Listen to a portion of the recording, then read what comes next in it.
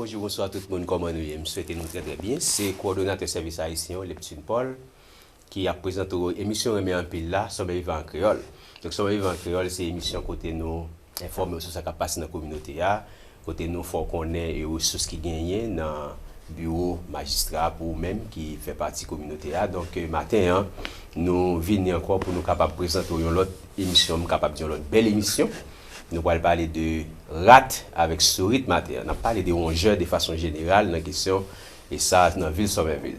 Donc matin, nous avons sous plateau avec nous Alicia Privett, qui est coordonnatrice santé environnement dans le département service inspection dans la ville Somerville.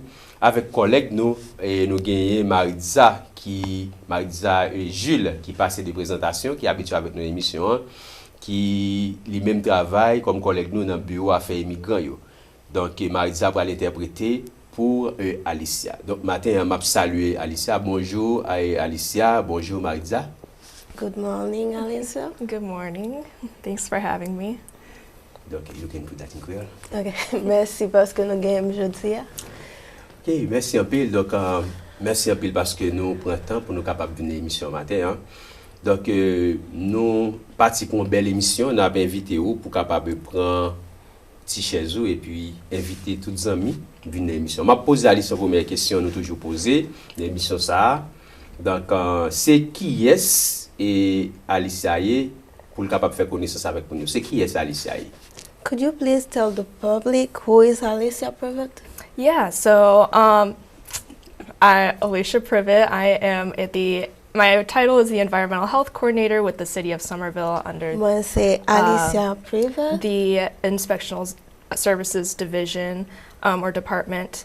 And I've been with the City of Somerville for about a year now, and my background is in public health, and I've been working in environmental health for about a couple years now, so I'm very interested in rodent control and other environmental health topics as well. Ok. Non, pas moi, c'est Alicia Privett. Moi, c'est coordonnateur santé environnement dans le département service inspection dans la ville Somerville. Ça fait environ 1 an que je travaille dans la ville. Moi, j'ai un background dans la santé publique et c'est vraiment un plaisir pour me travailler, pour me contrôler les rongeurs qui sont dans la ville. Merci un peu Alicia. Est-ce que nous connaissons question rat là, son rat sourit, son gros problème lié. Peut-être que nous même connaissons la communauté haïtienne, il y a des gens qui connaissent même demandé moi bon nous connaissons en Haïti nous grand pile rat mais bon ici aux États-Unis est-ce que il y a rat kaimoun, est-ce que rat ba problème, est-ce que souris ba problème. Donc m'a demandé Alicia est-ce que au cadre public là en gros département service inspection qui s'allie qui objectif li et puis qui rôle jouer dans le département ça. Could you tell the public what the Department of Inspection Services is? What is the main objective and what role do you play in it? Yeah, so the Department of Inspectional Services is the enforcement arm of the city. So we are in charge of ensuring people's health and safety through upholding codes in the city, and that includes city codes, state codes, federal codes, and policies, and doing so to help make sure that people have a healthy, safe environment. Okay. Dans le département que je travaille, c'est le département service inspection dans la ville, nous assurer que la population toujours été en santé. Qui je fais ça, c'est là que nous make sure que vous respectez tout code que state là ou bien ville là mettez en place pour que tout le monde soit capable en santé. OK. Et qui rôle les jouer dans le département? What is your role in this department? Yeah, so my role is primarily in charge of the rodent control program, doing a lot of outreach and education, along with helping coordinate the efforts of our rodent control residential program, where we offer like free baiting and pest control services to residents as well. Okay. Rôle moi dans département ça, c'est take care de programme que nous avons dans la ville là, qui sont un programme pour lutter contre rat avec Sourit. Et puis moi responsable tout partie éducation en ce sens ça parce que nous aller quelque côté dans la ville là, pour nous assurer que moun yo comprennent qui ça rat avec Sourit et qui sont capable de lutter contre eux. OK, merci. Qui ça et l'autre question que je posée au Alicia et qui ça yon géré? Qui ça yon géré et pour qui ça l'important pour nous parler de question ça de on qui ça yon géré et pour qui ça l'important pour nous parler de question ça? What is a rodent and why it is important to talk about it? Yeah, so rodents are arguably, some might say, one of the most successful mammals in the world because they breed so rapidly.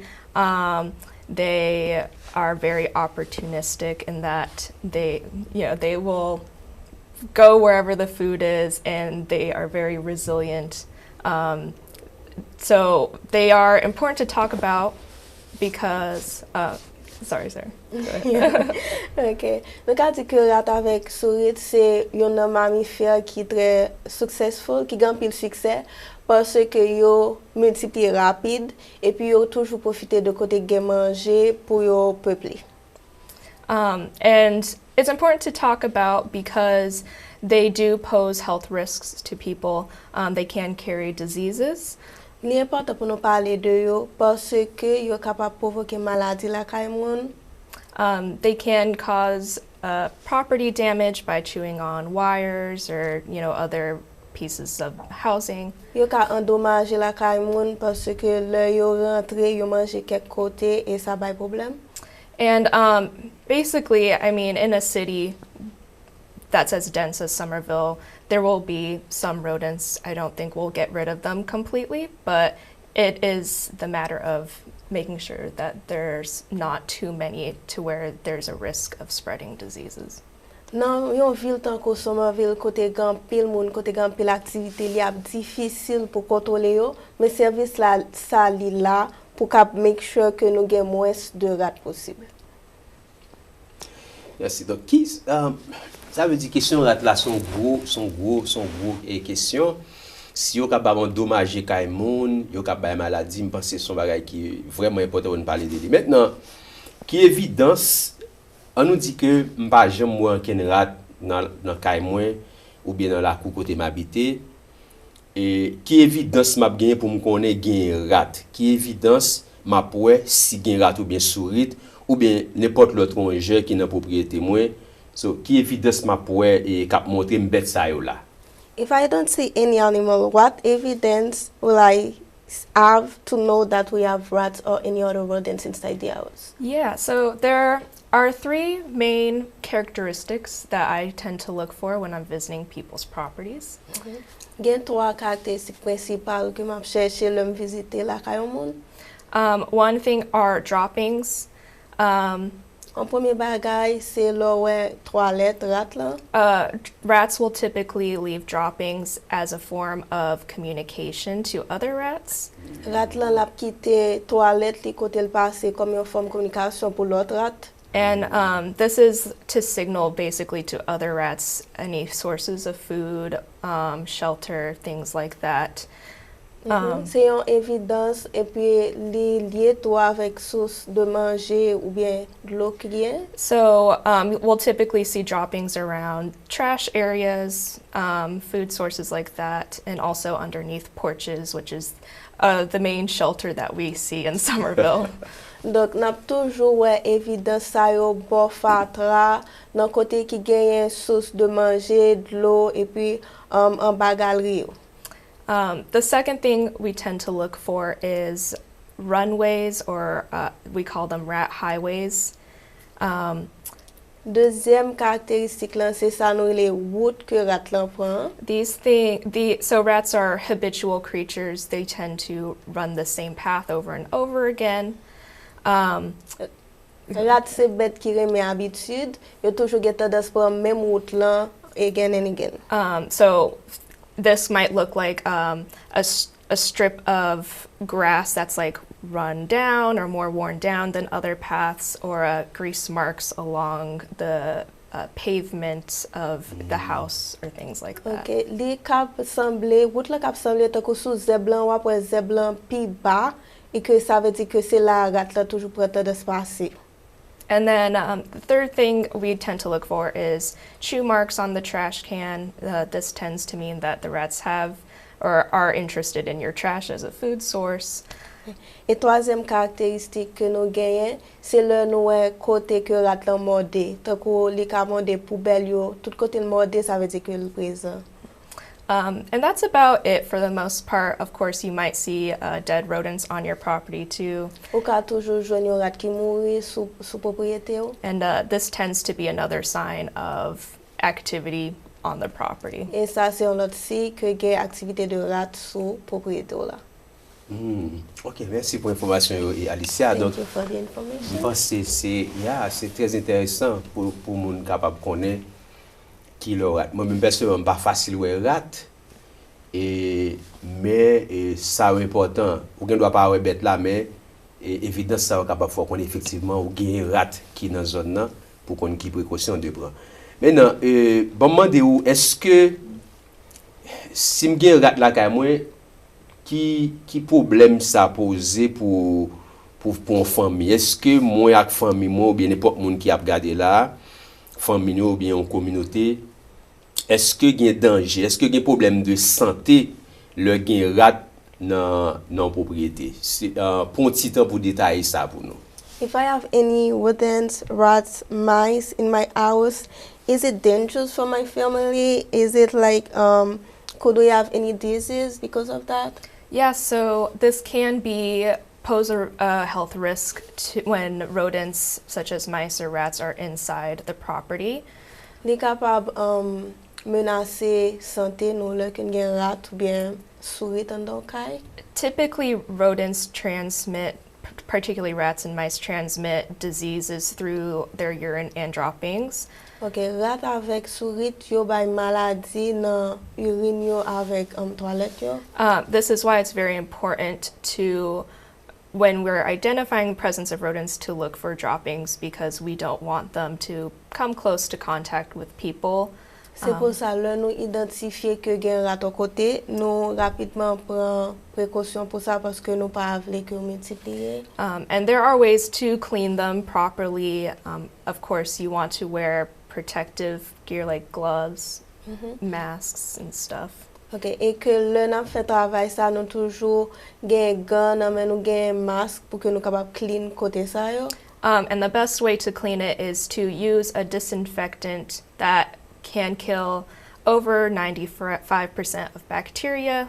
E meyo fason pou fè sa, se utilize un désinfectant ki kab tuye plus de 99% microbe. And you want to soak the affected area as much as possible. Follow the directions on the disinfectant cleaner. Sometimes they say to leave it for a couple minutes, and then you can clean it and dispose of it like you would anything else, basically. E pi fò ko suiv instruksyon ki sou désinfectant, parce de fwa ou kon di fon ti kitel, donc lò fè sa ou kapab mieux fè travay la. Ok. Est-ce que yon rat, est-ce que le map gade là, moi rat là son gros question. Est-ce que rat morde moun? Est-ce que rat gen doit décider la morde moun? Can a rat just decide to bite you? This, in my experience in this position, at least in the past year, I have not heard of or seen this happen. Okay. Man, e kem pase nan vilan bro jam tande sa arrive. It's not impossible. Obviously, rats they're like any other animal in that when they feel threatened, they will kind of lash out. Yeah, donc yo tako tout lot animal, sa pa da pou bagay ki imposib pou morde ou, paske tako tout lot bet le ou sati ou menase, sa ka arrive ki ou kon reaksyon parey. But I think for the most part, it's also important to know that typically rodents inside are mice and then rats will stay on the outside just because of the differences in their burrowing and habitation. Rats will. Et ça nous doit connaître c'est que souris a toujours une tendance en dedans et puis rat a toujours une tendance dehors à cause de l'habitude et à cause de côté et de gens qui fait tout yo. Rats will typically prefer to burrow underground as opposed to mice, which do like walls, ceilings, things like that. Rat a toujours préféré fouiller en bas tête, tandis que sourit là lui-même li cap entrer dans mur, li cap entrer tout côté en dedans. OK, important. Parce que en Haïti, maybe tu as traduit ça pour lui. En Haïti, nous avons expérience rat comme mort de moun. Comme ça, rat mort de moun. I didn't know that. Because in Haiti, we have the rats that bite people. Okay. Sometimes moun dormi, alors moun ap dormi et puis yo kon lever pendant de moun puis rat mort de pied. Okay, sometimes people are sleeping and then this is because a rat just bite them. Oh. Yeah, moun mort de rat mort de pied moun etc. Son ba qui commun et en pile côté en Haïti. This is something that is common in Haiti. Gotcha. So, yeah, son information qui est très bon et pour moun yo comprendre bon ici vraiment donc rat était plus dehors qu'en dedans au lieu que venir en dedans là. OK, so émission a pas avancé sérieusement et nous guettons vraiment là dans fond émission. Nous mais qu'on y a demandé ou pour prendre un bon petit temps pour détailler pour public là, ou ka traduire ça pour lui. Pour un bon petit temps pour détailler pour public là. Traduire ça pour lui. About what I mean? No, just dis ça. Could you give more details about pest control? Yeah, m'dawal dire pour bon petit temps pour le détail pour public là pour moi et comment pour nous capable prévenir, comment pour nous éviter. D'abord comment pour nous éviter to have rats or mice inside. Yeah, absolutely. So, what we usually recommend is first thing after identifying rodent activity is to reduce food, water, and shelter for rodents. OK, premier bagage que nous recommandons le que ou identifier que l'activité rat la caillou c'est pour réduire source de manger, de l'eau et puis côté que rat capable faire habitation yo.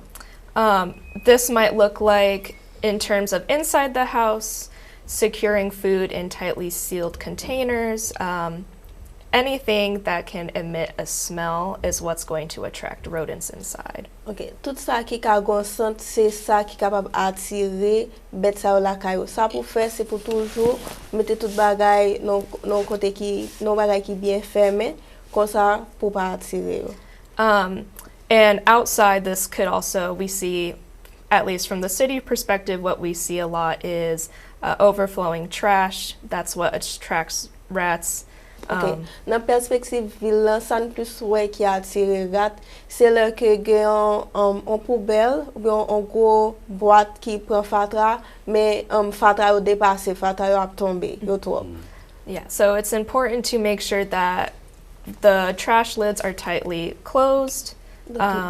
You don't want any overflowing trash or trash left outside the barrels. Donc il est important pour que poubelle yo toujours bien fermé, couverture toujours bien serrée pour que nous pas ouais aucun fatra cap déborder là-dedans. In terms of shelter, this is kind of hard to describe. It's much better to demonstrate, but the best I can do is we highly recommend exclusion work. This is kind of a new buzz term in the pest control community, but it involves basically securing your porches, anywhere rodents can hide. You want to block that off as much as possible. OK, là on a parlé de habitation, c'est déjà difficile pour nous expliquer mais ça que nous t'ai cap dire de ça, c'est que tout côté où est bon caillou, bon caillou que rat te cap entrer, c'est faire en sorte que ou sécuriser yo ou bien fermer yo pour que pas joindre route pour yo passer. And this can also, for example, look like we put, or residents put hardware cloth underneath porches to block that off, or use a sealant to fill any holes or gaps in the foundation of their house. On peut utiliser tout un col pour bien sceller tout en bas porte, tout en bas côté où que on rate qu'à passer pour éviter tout, pour éviter balle route pour le passer. And then water, being the final thing, is just removing any water sources, dog bowls left outside, any standing water, really try to minimize that as much as possible. Et puis de l'eau, tout ça, l'autre bagage qui cap attirer rat, l'important pour que vous essayez de minimiser li. Qui je ka faire ça, c'est retirer toute bol de l'eau, par exemple, de mettre pour un chien, pour l'autre bête, et puis toute l'eau qui campe dans l'espace tout, qui rete faut que make sure que vous retirez tout. Ok, alright. Émission presque finie. Donc, l'autre question que pour vous, peut-être avant-dernière question, hein, et qui ça pour me faire et qui est-ce pour me contacter si me ouais gen rat ou bien gen sourit dans caille ou bien dans voisinage moi. What should I do or who should I contact if I see any rats or mice in my house or in my neighborhood? Yeah, so if you are, so first things first, contact the city of Somerville. You can use 311 to report the sighting and any activity you notice. Premier bagay ko ka faire c'est contacter ville dans 311 si ou en activité. It's also very important that if you are a renter and you notice activity where your residence is, to report that to the owner or landlord so that they can address it. Si ou son moun kap loué kay nan ville et que ou ta remarqué que ou gen rat ou bien sourit la kay, ou premier bagay pour faire c'est contacter propriétaire que loué nan men pour faire comme ça. I will say it's equally as important for if the owner notices it to also let the tenants know so that they're just aware and that there's open communication on how the owner will address the issue. L'important tout si c'est propriétaire qui t'a remarqué ça pour le faire moun k'ap loué a comme ça yo gon meilleure communication et que propriétaire a décidé qui meilleur moyen que pour adresser problème ça. Regardless of whether you own or rent, you can contact us. We will do free inspections, and I'm happy to come out and give advice to people on their property. Que ce soit ou son moun k'ap loué ou bien son propriétaire, ou capable contacter nous et que n'a content pour nous ba nous inspection gratis sous lieu et que la content tout pour ba nous conseil. Oh, une question qui vient de tête voilà. Le par exemple nous yo dit nous gen gon moun qui dit nous gen rat. Gon moun qui dit nous gen rat. Can you think ou ka c'est ça pour lui? Allez non. When someone says that we have rats. So, nous-mêmes nous vini nous faire inspection. So you come and you do an inspection. Et si vous jeune rat yo, est-ce que nous gonje pour nous kembe rat sa yo? If you find the rats inside, is there a way that you can like catch them? If we see them live inside, technically a pest control technician would have to deal with any sort of catching or trapping. So yeah. I have to think about that. Tout vivant, j'aime dire, un technicien pest control li a utilisé technique pour tout attraper li. The city does offer free pest control services. However, this is excluded to the outside of your property only, not inside. Okay. Ville c'est vrai li offre service gratis d'inspection, mais c'est plus en dedans, c'est pas dehors. If you do find rodents inside your property, you have to contact a pest control technician to have them take care of it. So joindre rat en de caillou, capable contacter technicien, il capable aider. OK. Ça veut dire pour attendre de caille, c'est technicien qui vient qui prend rat ça yo. OK. Yeah. C'est très bien. Eh bien bon, émission presque finie. Peut-être nous pas arrêter tant du tout. Dernier bagam da me demander où c'est peut-être pour nous 2 minutes. Can you ou ka dit ça pour nous 2 minutes? You can take 1 or 2 minutes. Pour capable expliquer et pour capable bailler moun yo peut-être dernier mot. Yeah, to give your final word Et to puis, the pour people? ba yo suggestion avec recommandation pour yo capable chita sur si yo ta gen rat lakay yo. And to give them any suggestions or recommendations if they see any rats or rodents inside their house? Yeah. I'll say that, so again, the first thing you should do is secure food and also contact your landlord or the city. And also, if you are a renter, you can set up an inspection with us.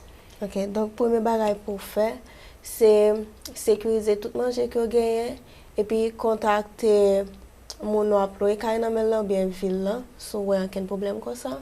In terms of traps, you can use snap traps. They're very effective. Rats tend to like Slim Jims, peanut butter. Mice tend to like chocolate, but also can depend on what they're already eating. Ok, ou ka mette piège pou yo men pou kapap kembe yo, yo remen bagay mamba, confiture, yo men chocolat tout, donc ça ka attirer yo kap kembe yo. Outside, at least what we use as part of the residential program, we use bait stations with a they're called T-rad blocks, but it's a rodenticide that's vitamin D based that the rats will chew on and eat, which will kill them in a certain amount of time. Ok, pou de nou mette an série de ti stasyon kote ke rat yo kab an morde la dani et puis la tuye yo. But again, for inside the house, definitely consult with a pest control technician on what they think is best. Ok, pou an de kay lan, ou kab définitivement contacter un technicien pour wè sa yo pense et que ça nou ka fè. And really the most long-standing or long-term effects of, or how to prevent rodents is the food, water, and shelter, making sure that's secure. That's really what's going to prevent them in the long term. Bon, sa ki ka empêche que nou genyen rat comme si son long terme, c'est respecter trois principes qui c'est manger, de l'eau avec habitation. Le comme ça nous cap connaît que nous cap gourmet contre yo vraiment. Merci un peu. Donc émission finie. N'a pas remercier tout le monde, mais avant ça, me saisi pour m'apprendre rat boy ici mes chocolats, bah ça la caille nous c'est viande. We didn't know that rats here they like chocolate I because back in the 80s it's more meat. Yes. Donc merci un peu donc Alicia, Thank you merci so un peu much, Alicia. et Maïza. Donc téléspectateurs, téléspectatrices, merci pour petit moment de ban nous. Nous venons faire émission, on a pu inviter ou et faites tout ça, après tout principe ça pour capable gommer contre rat parce que rat danger. Donc en attendant que nous à la prochaine, donc n'a surtout passé une très bonne fin d'après-midi ou bien matinée. Donc c'est SomerViva en Kreyol qui était la caillou. N'a très bientôt. Ciao ciao.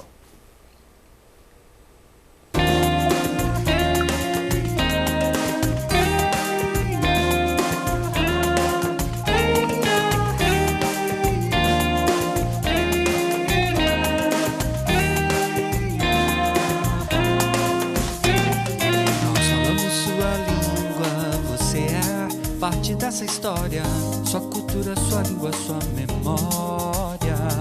Saiba e